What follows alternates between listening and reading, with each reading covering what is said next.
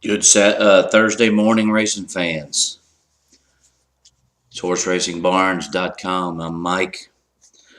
A little review from yesterday. We did Aqueduct yesterday because there was no Gulfstream. The card was decimated by scratches, especially the early pick four. So we really didn't have a ticket. Our single got scratched, and the horse in the first leg got scratched. We did have a $32 horse in the third leg of that pick four, and an $18 horse in the fourth leg of that pick four. And it ended up paying $3,400 for a buck, $1,700 for 50 cents. So if you're able to improvise at all, well, that was indeed a potentially good payoff. Late pick four, we also had some scratches. Ended up being a cheap ticket. We had 3 out of 4 in it. Missed the one single in the 7th race. So that's the thing about New York. You're going to have scratches like that, and you never know until they come out.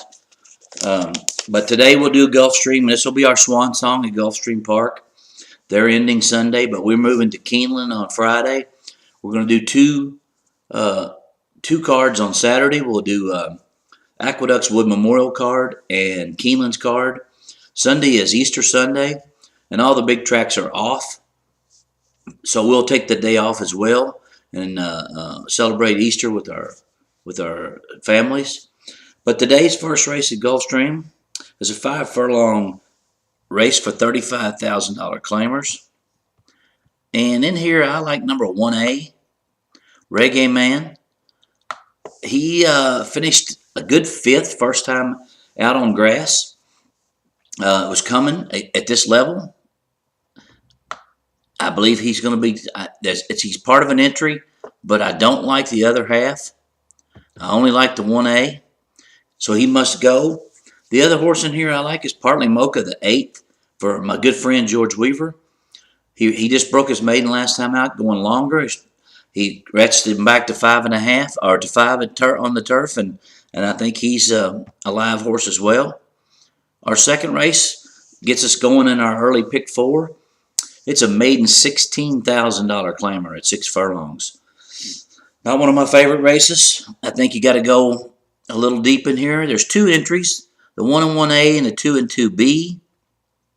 I like the 2B, and he must go. His name is Appealing Sun for Larry Pilati. He's dropping from $25,000 down to $16,000. Now the horse hasn't run at the current meet. This could be a prep for the Calder meet, since all of his races have been at Calder.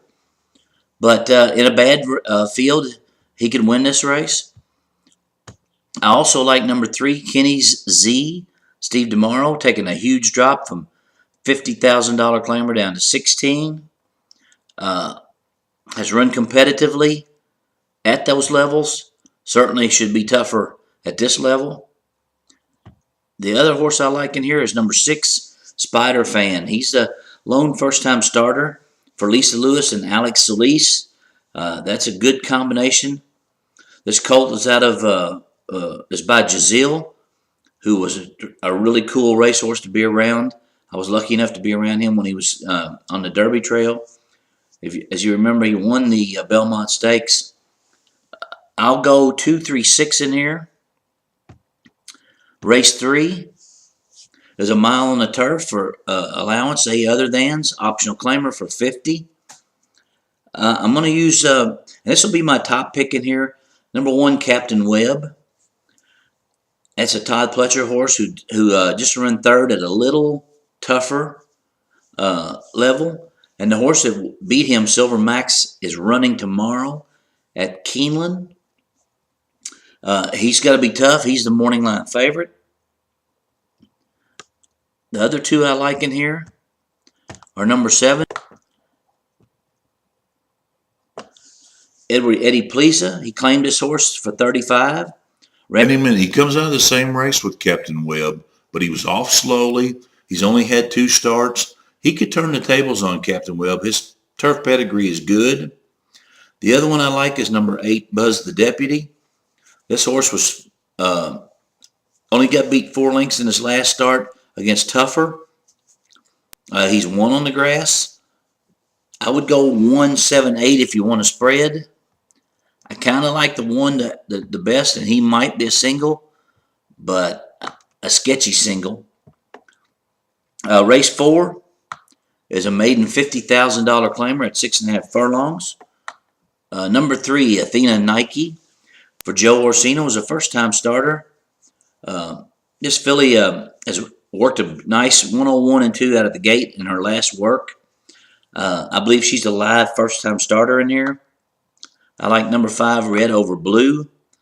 This horse ran for 25. He's taken a step up. He's had 2 starts, and she's had 2 starts, and both of them have been in the money. They obviously think she's training well because they're raising her from 25 to 45. My third horse in here will be number 7, Another Romance. This horse has run second or third at 6 out of his 10 starts. She's made $62,000. That's more than the entire field put together. You can't leave her out. You have to use her. So in there I'll go 3, 5, and 7. Race 5 ends our pick 4. It's a starter allowance for horses that have started for 10,000 or less, and it is 1 mile and 1/16 on grass. Got to go deep in here, I think. I like number 1, Part of an Entry, Coach Gravy for Nick Canani. Just won his last start at a mile this level. You know, he's probably going to be the favorite. I think you have to use him. I like number 3, Gospel Lesson, again for Joe Orsino. This is a horse that's it's been a while since he tried the grass. He just won last time out in a race that was in the slop, and this drew off for $30,000 winners of 3 lifetime. He gets under the condition by running for 10, 2 back. But yeah, I think his pedigree for grass is good. He's 8-1 morning line. I think you have to use him. Also like number 6, Tanzana. This horse was a good third behind a very tough horse named Game Ball. He's run second behind Coach Gravy before, but he was gaining on him, and I think the extra ground helps him out. Elvis Trujillo sticks with him, and also you got to use number 11 in here. And he was second in the race that Tanzana was third in to the tough Game Ball. Joe Bravo sticks with this horse. This horse ran a good race last time. Now he is 9 years old. Can he continue to put those kind of efforts out there? I'm not sure, but if he does, he's definitely a contender in here. I'll go 1, 3, 6, 11. Now this early pick 4, if you go with all the horses, it's a little pricey. It's going to be $54. The numbers are 2B, 3, and 6, with the 1, 7, 8, with the 3, 5, 7, with the 1, 3, 6, 11. That's a little pricey to start this day off. I don't know if you want to go that pricey. Like I said, I think the Putcher horse could be a single in that second leg. Maybe you might want to wait to the pick 5, and that starts right here in race 6. And in this race, it's a state-bred, Florida-bred allowance, A other than, at 6.5 furlongs. And I don't think you need but 2 in here. Number 3 is Angel's Tune. This is the Pletcher-trained horse who was third behind Gemologist, who's going to run in the Wood Memorial Saturday, excuse me. And this horse was a good third behind him. Obviously, this is the right spot for him. He may be a single in here. The other horse I think is interesting horse is number 7, It Takes Heart. And this is a horse that's just ran March 12th at the Ocala Training Center in a little Florida-bred stake, and was a good third in that race. You know, this is a live long shot. He's 10-1. If the 3 doesn't win, I think the 7 is the only other one in here to look at. Race 7 is a 1 mile and 16th turf race. This is $20,000 claimers, non-winners of 3 lifetime. I believe you got to go a little deep in here. Number 3, Mr. Dr. Tom G, is a Nick Zito trained horse. Nick's had a kind of a slow meet here at Gulfstream Park, but this horse won 2 back at non-winners of 2 lifetime for 30. I believe he fits in here. I think you have to use him. Number 4 is Bluegrass Jet. And this is a bluegrass cat, a 4-year-old. Bluegrass cats do really well on the grass. Nick Kanani just claimed his horse off Barkley Tag last time out, off a win. He claimed him for 30. He's running for 20. This is him and Frank Calabrese's MO. They do this all the time. I think you have to use him. My top pick in the race will be number 9, Stormy the Cat. And this is my man George Weaver again. This horse is coming out of a starter allowance 50,000 tough race. Liston is a really good horse. He was beaten 6 lengths by Liston in his last. This is more the level he belongs at. Joe Bravo gets on him. That's a good rider move for him. If I was going to pick one in here, it would be the 9, but I also like the 3 and the 4. Race number 8 is a starter allowance $25,000. Horses have started for 25 or less. And this is a mile and a 16th on dirt. This is a really interesting race. There's a lot of ways you can go in here. This could be an all race. I'm sticking my neck out a little bit here on a horse named Flatter This. Now, the last time this horse ran, he ran against Pants on Fire, Meister Singer, Hunter's Bay, some real top allowance horses, and he was nowhere to be found. But the race before that, he was 3rd in a race that featured Boys at Toscanova and the good mare Groupie Doll. And this horse was 3rd. He may have bounced a little off that big effort. I believe this is a live long shot at 15 to 1. He's going to be my key horse in this late pick 5. Race number 9 is a 2 other than allowance, optional claimers for $62,000. We're back to 5 furlongs on the grass. I only think you need 2 in here. I like number 2, She's Packing Heat. Jamie Ness, not one of my favorite trainers, but he claimed his horse for $16,000. He came back and he run him in an optional claimer at Gulfstream in a race that was taken off the turf and won it with ease. He's going up again in class. He's 5 out of 10 at the meet. I guess you have to use him. Like I said, I'm not a big fan. The horse I really like in here is a horse named Revenue, number 6. And Bill Mott took over this horse last summer. And I know that the barn was real high on this filly. They sent her to Monmouth and she won right off the bat. She then ran a little longer the next time out and just ran okay. That was August 7th. She has not been seen since. She gets back to sprinting on turf, and I think this is really what she wants to do.